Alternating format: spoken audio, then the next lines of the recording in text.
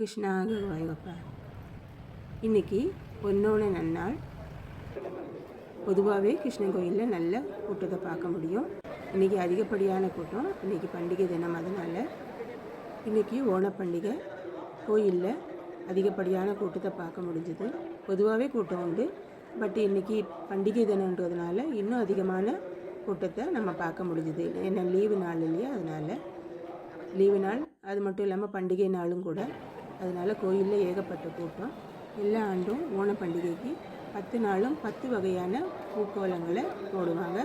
அதை பார்க்கறதுக்காகவே கூட்டங்கள் அதிகமாக வந்து போவாங்க.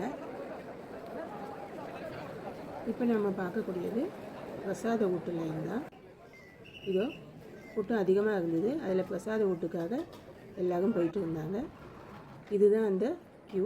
பொதுவாகவே க்யூ உண்டு. இன்றைக்கி பண்டிகை தினன்றதுனால ஸ்பெஷல் க்யூவும் இது போல் அமைச்சிருந்தாங்க. ஏகப்பட்ட பக்தர்களை நாம் பார்க்க முடிஞ்சது. இந்த க்யூ மட்டும் இல்லைங்க, இன்னும் கூட அதிகமாக க்யூ இருந்தது. கிருஷ்ணனை பார்த்துட்டு நாம் அப்படியே மம்மியூர் சிவன் கோயிலுக்கும் போகலான்னு இருந்தோம். மம்மியூர் சிவன் அம்பலத்துக்கு போய் பார்க்கலான்னு அந்த பாதையில் நாம் ஒரு யானையோட சிலையை பார்த்தோம். அதை அப்படியே காணொலியாக எடுத்தோம். அதை எடுக்கும்போதே பக்கத்தில் உண்மையான யானையே வந்துட்டு இருந்தது, இலைதழைகளை கொண்டுட்டு. அந்த காட்சியை நம்ம பார்க்க முடிஞ்சுது. இதோ நீங்களும் அதை பார்த்துட்டு இருக்கீங்க.